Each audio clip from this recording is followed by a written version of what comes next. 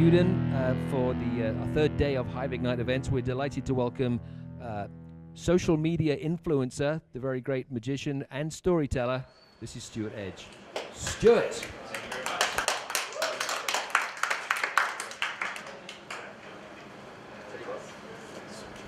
There we go. Awesome. Thank you. I'm pleased to be here today. Oh, sorry. 1 second. Let me get this. Very nice. Pleased to be here today, talking about my story, about how I came from a very interesting start, cleaning porta-potties, to now being viral on YouTube. But I'd like to, for those of you who don't know who I am, I think it'll just be best if I show you some videos. So here's one. This is using Siri to get a date. Siri, how do I ask out the pretty girl next to me? What's up guys, Stuart Edge here. You know, Siri can do a lot of things for you, but I've always wondered if she can help you get a date. So today we're gonna find out. Siri, how do I get the cute guy next to me to ask me out? Siri, how do I ask out the pretty girl next to me? Hey, I'm sorry. I couldn't find anything for. How do I get the cute guy next to me to ask me out? Dang it. Try Android. I couldn't find anything for. How do I ask out the pretty girl next to me? Dang it, it's worth a shot, right? But if you'd like, I can try calling her for you. Yeah, sure, that'd be great. I can try calling him for you. Oh yeah, do it. Okay, calling pretty girl next to you mobile. Okay, that was clever. Oh. You gonna answer? Wait, is that you? Answer, hold on, answer. Hello? Hello? Oh my gosh. Wait, how did that just happen? How's it going? It's going good. Sorry, I can't hear you. Oh. You gonna answer? Yeah, right? Crazy,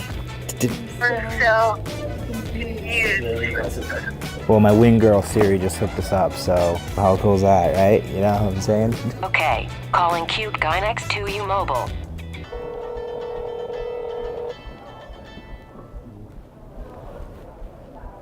Hello. Oh hey! How are you? Oh good, yeah, hey! Siri hooked us up, it's cool. That was really awesome. I'm Really? totally giving you my number right now. Oh, really? Oh, really? Yeah. Hold on, is that... How did you do that? Your phone's That's so ringing. weird. Are you gonna answer? No. Hello? Hello? Oh my gosh, how's it going? Okay, nope. How'd you do that? It's pretty cool, huh? Wow. I mean, I don't know if you're gonna answer or not, but I'm right here, so.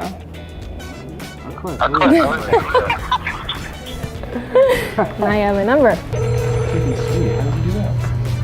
Siri's amazing. She's my Cupid. Yeah, I would love to go to lunch. We'll just eat it here on campus. Let's go. Hey, you're really cute. Yeah, thanks. Anyway, well, we should go out sometime then, don't you think? Okay, cool. Hello. Hey, how's it going? What's your name? Hey. Oh, she hung up. She hung up. Dang. Thank you guys so much for... So that was one of my most popular videos that has been put out, using Siri to get a date. I had an idea of, I just was talking with a friend one day, and we thought, how funny would it be if Siri could ask out somebody for you? And so with the magic mind that I have, I decided to put that to practice. Now, my journey hasn't always been this luxurious, getting to be a digital YouTuber. I have an audience of 2.5 million subscribers. My videos have been seen over 500 million times. But yeah, like I said, my life hasn't always been this exciting. At one point, I had an interesting job.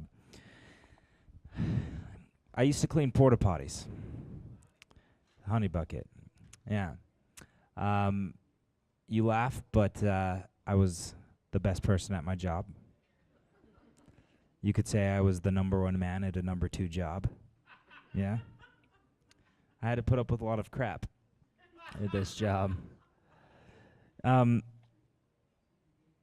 These ladies right here knew how good of a worker I was because they wanted a picture. That's not entirely true. They actually were just fans of the name Honey Bucket. Yes, that was the name of the porta potty company, Honey Bucket. Yeah, Honey Bucket. That's poor bees is all I can say. Yeah. That's where all that organic honey comes from your health food stores. But basically, my day would be waking up at 4:30 in the morning every single day for a year and a half, and I would work 15 hours a day. And as I would clean, I would think about what it is that what I really like to do. And this, like I said, lasted about a year and a half. And I have a clip of me returning back to the yard where I used to work,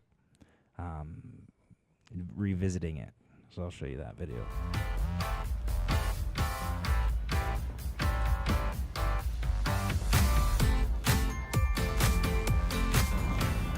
Here we are in the back lot. This is where I would deep clean porta potties.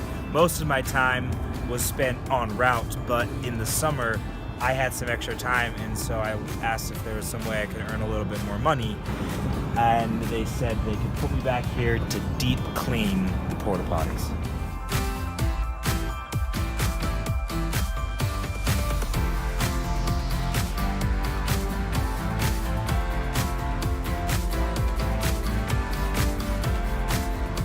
I remember I asked them what happens when I finish them all. And they're like, don't worry, we'll find you some more.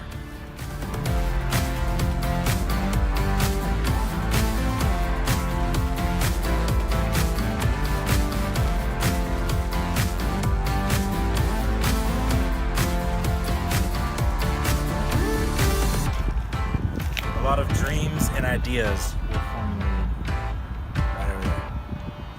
So that's where I came up with a lot of my ideas for the YouTube videos I would do. It was while cleaning porta potties.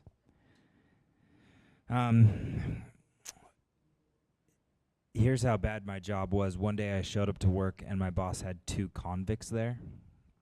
Apparently they had put a dry ice bomb inside of a porta potty and the whole thing exploded.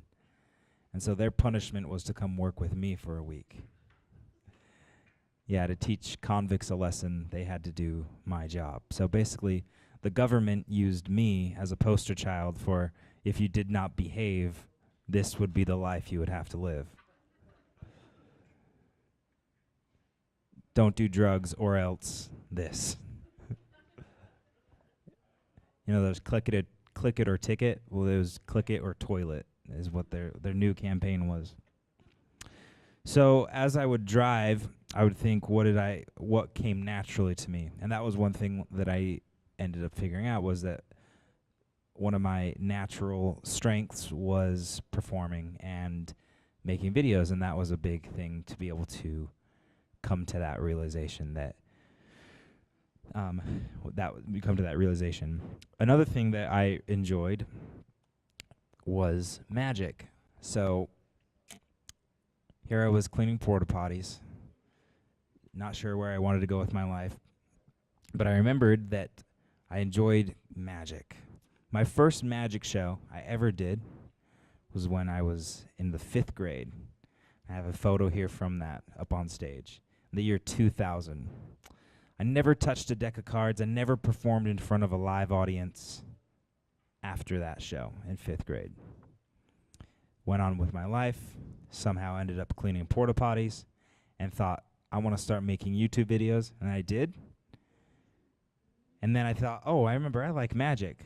So I made a magic trick video, picked up a deck of cards again for the 2nd time, and made a magic trick video that went viral on YouTube, where I did a magic kiss card trick. That video went viral, and a very famous person saw that, and I got invited onto their TV show. So my second magic show ever was on Late Night with Jimmy Fallon. First magic show in the 5th grade, second magic show on Jimmy Fallon. And tonight, my third magic show. I think it's going pretty well.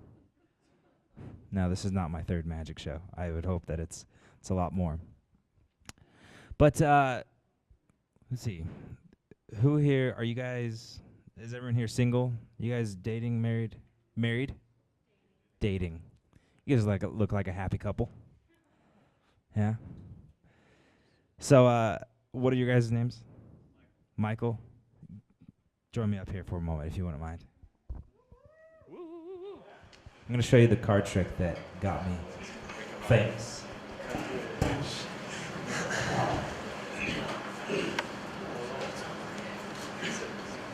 Okay, stand right here.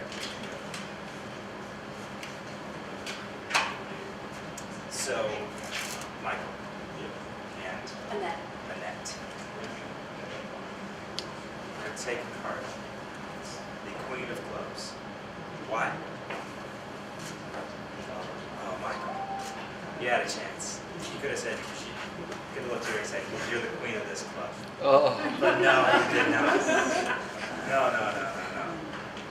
Okay, so we're going to take that card. We're going to fold it up. Place it in your mouth. Yeah. It's not to shut you up, it's just so that everyone can see it. Okay. And we're going to take another card, the King of Diamonds. Why? Yeah, that's exactly right. Okay. Because you're the King of Diamonds. Are you going to give a ring? Oh. Can I get her that? She's like, that's what she said. Oh, really? Nice. Well, maybe you can give her another diamond someday. So, now, if the cards touch, just the cards though, I want you in any ideas.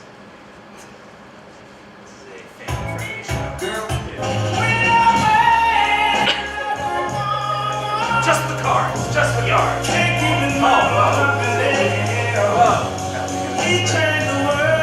Steaming. Wow. Michael. Wow, that was steaming. So you had the Queen of Clubs. Take out that and show everyone here. The King of Diamonds. But wait. The King of Diamonds was in Michael's mouth. Take out the card and show everyone here. The Queen of Clubs. Oh, ladies and gentlemen, wonderful. You guys are going to give him a round of applause as they return back to us. Was that the thing you did on Fallon? Yeah. Crazy, right? Simple. So that was the trick that got me famous online. After that, I continued this career of making YouTube videos and utilizing the internet as a way of distributing that.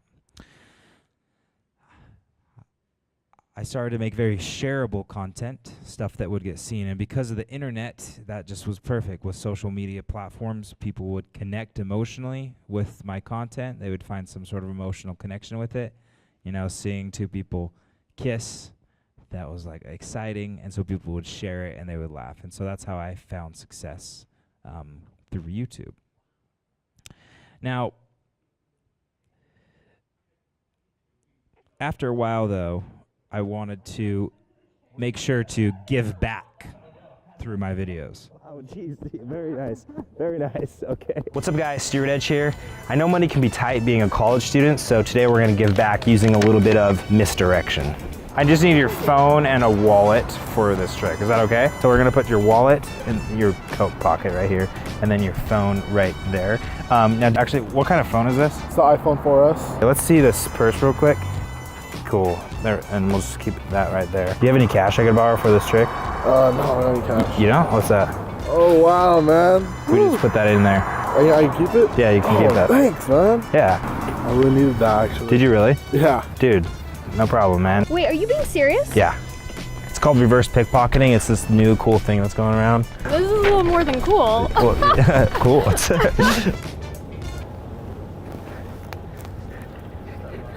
ninja moves.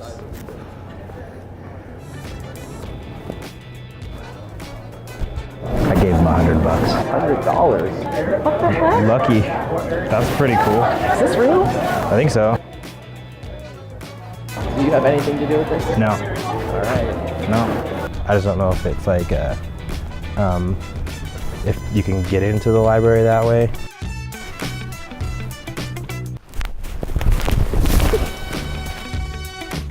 Do you have any cash that I could borrow for this trick? What is this? Do you have any cash that I could... What? Oh. Oh. Okay.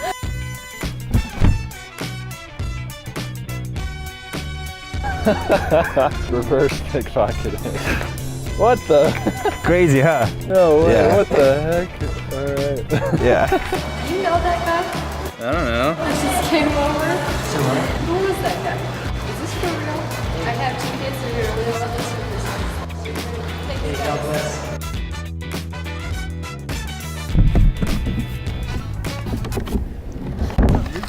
Nothing.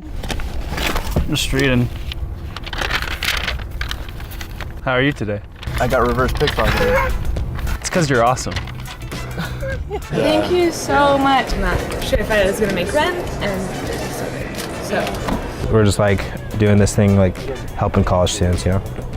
Well, I really So, appreciate yeah. it. Can we grab a book at what? So after, thank you, yeah. So then, that's when I started noticing more success on my YouTube channel, was when I started to use it in a philanthropic way, by giving back and making an impact in the community. And so not only was I able to gain more followers and gain exposure, but also make an impact to those around me, and all using the power of the internet. Yeah. So that's that. Now, what was your name? What was your name? John. John.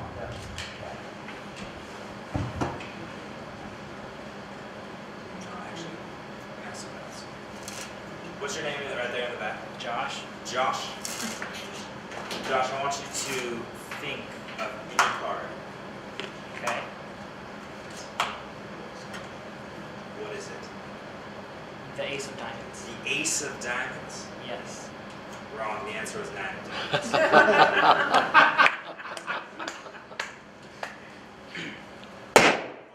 many lives do you have left, Josh? You're going to start paying a little bit more attention. Very nice. So,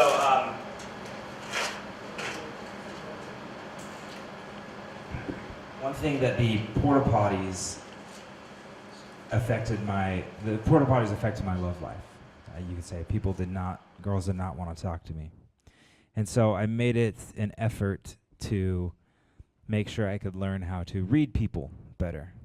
Because I guess to tell you the story, the reason how I got that job cleaning porta-potties was because, well, I was dating this girl, and I was madly in love with her, even though I only knew her for 3 weeks. I quit my summer job on the East Coast. That was a very well-paying job, so that I could stay in Utah and date her and possibly marry her. So I thought, well, I looked for a job and ended up coming across that porta-potty job. I got on the first day of work, I got a knock on my door, and it was her, and she's like, "Yeah, we're done. I'm through." And I'm like, "What?" So it was literally the crappiest day of my life. And I didn't know what to do. I was like, man, like if only I would have known how to read this situation, right? To know that she wouldn't be into guys that clean porta potties. And so I made it a goal to learn how to read women better. Now, Mark, Matt, and Michael and Annette. Okay, Michael and Annette. You guys have been dating for a while? How long have you guys been dating? 7.5 years. Wow. So Michael, I'm sure you know how to read her pretty well. It's come a long way. But you failed the first thing. Did you get her anything after that? What was the last gift you got her What was the last gift? Valentine. Wow. Oh, that's a long time ago. Why don't you join me back up here? I've got a little gift for you, Michael and Annette. So we're gonna do a little game to see how well you can read her. Now, Annette, if you want to go stand over there, and then by the way, this is on behalf of Michael. He got you that since as for being a part of the show. Now,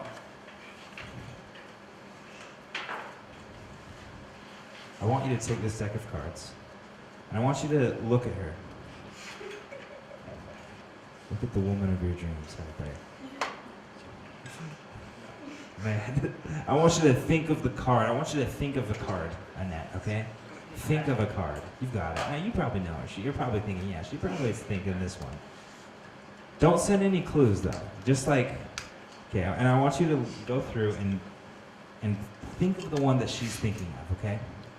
Read her. I'm trying to read her, too. I can see it. I don't know you much, but remember, I put a lot of practice into reading people because the last time I misread someone, I got stuck cleaning porta-potties for a year and a half. There's a lot on the line. If you fail, you have to go clean porta-potties for a year and a half. So she's dumping you right now, and you're gonna have to clean porta-potties. Okay, you got it? Okay, I want you to flip it over inside the deck. Actually, no, you can just hold it. Just hold it up to your chest. Hold it up to your chest. Don't let anyone see it. Facing you. There you go. Okay. For the first time, tell us the card that you are thinking of. A 3 of hearts. Ooh, the 3 of hearts. Ooh.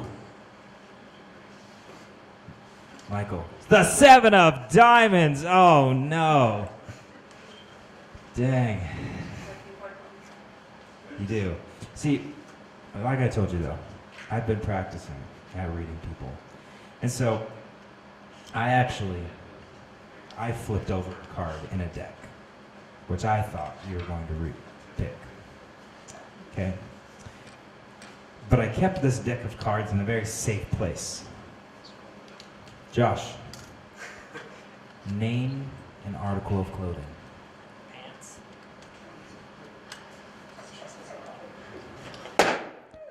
Wrong. The answer is gloves. Gotta pay a little bit more attention there, Josh.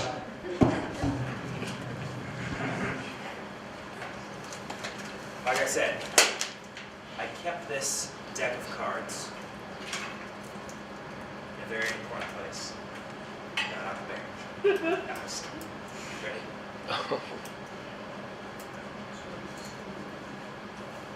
Inside this teddy bear, there's a deck of cards.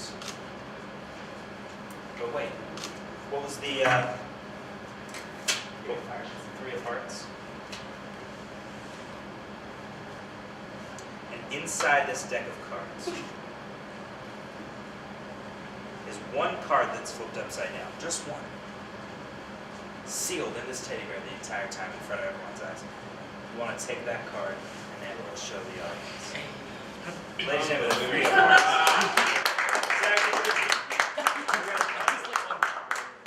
That's how it's done. Just gotta read a little bit. Thank you very much. Yes.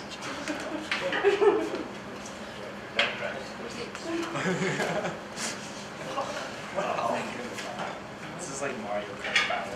Mario Kart. Yes, it's like Mario Kart. You have 2 more lives left, my friend.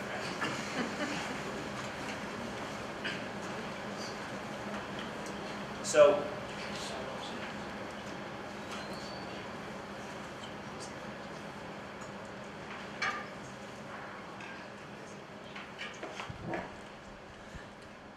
as my videos continue to progress, I realized that one element that I needed to do was to be able to trust myself, be able to trust in my abilities. And so I decided to I just needed to learn to trust people. Now, I have some bags up here that I'd like to show you guys. Let's play a game, we could say. to test trust. What is your name? No. You're behind you. Madeline? Yeah, sure.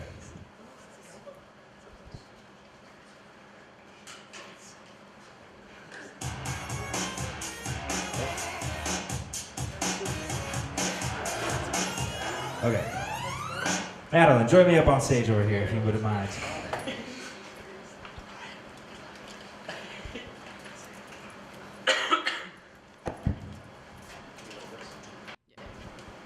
Okay.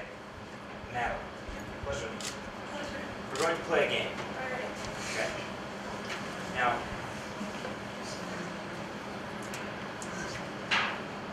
inside each of these bags is a block of wood. And but a block of wood is boring.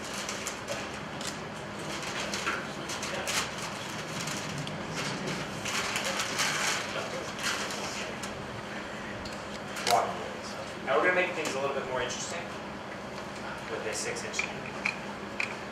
Okay. What did you say? I'm still studying. What do you say? Information system. Okay. Not nursing or anything? Life-saving? Okay. So we're going to place this inside the bag like so. Like I said, there's a block of wood in all the other ones just so that the weight is the same. Now I'm going to mix these bags up. And just so that they don't you just be their eyes so that you know that I'm not doing anything fishy over here. Well, the audience does not know where the bag is. Now I still know where the nail is. And so I'd like you to mix them around so that I don't know, so that you are the only one to know. Go ahead and mix them around. Clues them. Be careful not to give any clues as to where don't set it down. No. Don't give any clues. Good? I'm not done. Okay.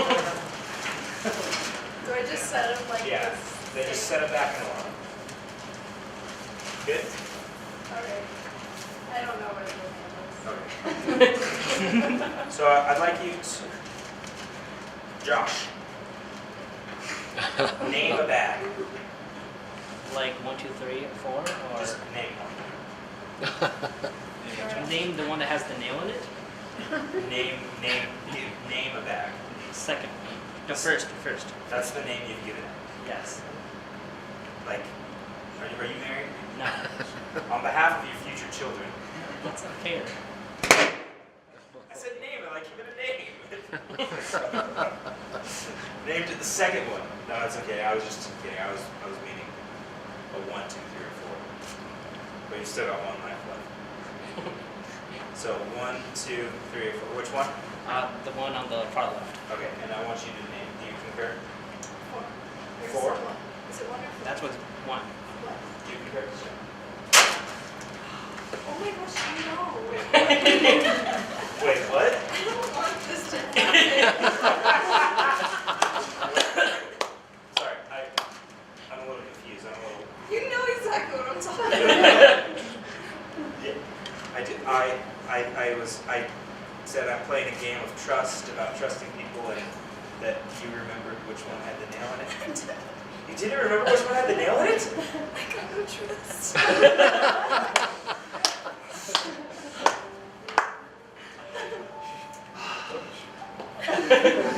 Won't happen again, Stuart. Play this silly game to prove that you can actually trust people in the world. And what was your name again? Madeline thinks it's a game and doesn't remember which one has the nail in it. That's why you do this trick to represent all the time someone has taken a nail and shoved it through your heart. You trusted Madeline, thought she might be able to remember, but Madeline, I've given it some thought, and I think we will continue, but forget the trust thing. And if you have to lie to me, it's okay. You can lie to me. And if you have to fake your confidence, it's completely okay. But I think to match the mood, don't worry, I think to match the mood, we need some more. some music to match the mood. Okay. Let me remind you, Matt, that there's a 6-inch nail in one of them that could impale my hand, ruining my career in magic. The other 2 are safe. Name a back, 1, 2, or 3. 2. 2. This one. Sure. Your confidence is soothing, Madeline. Woo! I trust. Madeline, there are 2 bags left. One of them has a 6-inch nail that can jump and the other 6. Which bag? 1 or 2? 1 or 2? Madeline, come on, Madeline! Come on, Madeline! What percent certain are you? None! What? None? Hold up. She's just like, sure! There's a 6-inch nail in one of them, and you're just like 0% sure? I'm 0. I hold no liability for this. Even if you have to lie to me. Which one? I said 2. 2? Yes. This one? That one. You want me to slap my hand? Whoa. I don't want... If you have to say 100% just to lie, you can't. Do it 100%. 100%? Okay. Are you right or left-handed? Throw your hand up. No. Oh.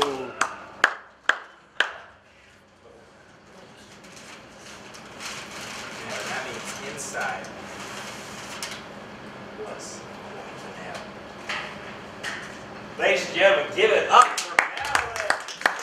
Woo! See, Madeline? What's up? You can trust yourself. PTSD now. You can trust yourself. Shit.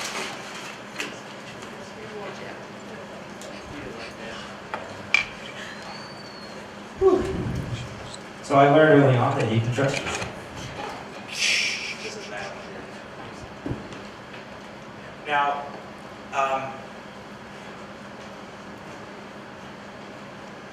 that had me going. I was a little nervous. You didn't remember? Well, I guess you did remember, but like, man, that's crazy. So, another thing I've learned in making videos, though, is that sometimes things don't always go as planned. You know, like this night tonight, this presentation, we've loved, we've laughed, we've made mistakes. Josh is not a mistake, but you know, but I've learned in life that it's your mistakes that are the hardest thing. Once you make a mistake, it's hard to keep pushing through. Josh, you pushed through. Even though I was popping those balloons, you were like, no, I'm gonna keep pushing through. Did you know, a little psychology for you, when the brain experiences failure or emotional pain, the same parts of the brain are triggered as when you feel physical pain. So while you just failed and maybe just gave the wrong answer, or maybe someone told you no, your brain thought it just got punched in the face. And your brain's number one goal is to keep you alive. And so anytime it feels pain, it will avoid that situation again. But one thing I've learned in my career is to keep pushing forward. Your mistakes or your pitfalls can become prestige. Prestige is the act 3 where everything comes together. It all makes sense. Josh, I want you to come and grab that last one. Just grab it off the table. Don't pop it. Now, what you've said 3 things, right? What were those 3 things that you got wrong? 9 of diamonds, pants, 9 of diamonds, pants, and then first or second. So you named it the second one or something like that. So I want you to take that off. Just peel it off. And can I see? There's something inside of there. Josh, I want you to pop that balloon. Whoa. I don't need a hack piece of meat. It's a latex. Here we go.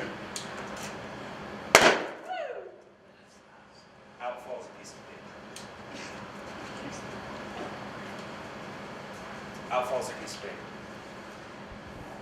Inside this piece of paper the entire time, inside the paper. Inside the balloon, on the piece of paper, the entire time, in front of everyone, for the entire show. Written on this piece of paper, what does it say? The Ace of Diamonds, pants, the second one. Josh, while you thought you were getting the questions wrong, you were getting the questions right the entire time. Give it up for Josh. Give it up for Josh. Thank you. Yeah. So, I'd like to open it up for some questions.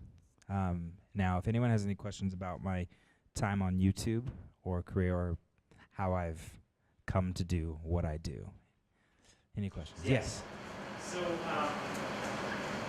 being the star that you are, I'm pretty sure people have reached out to you, like, help me, like, coach me, train me, I want to do this and that.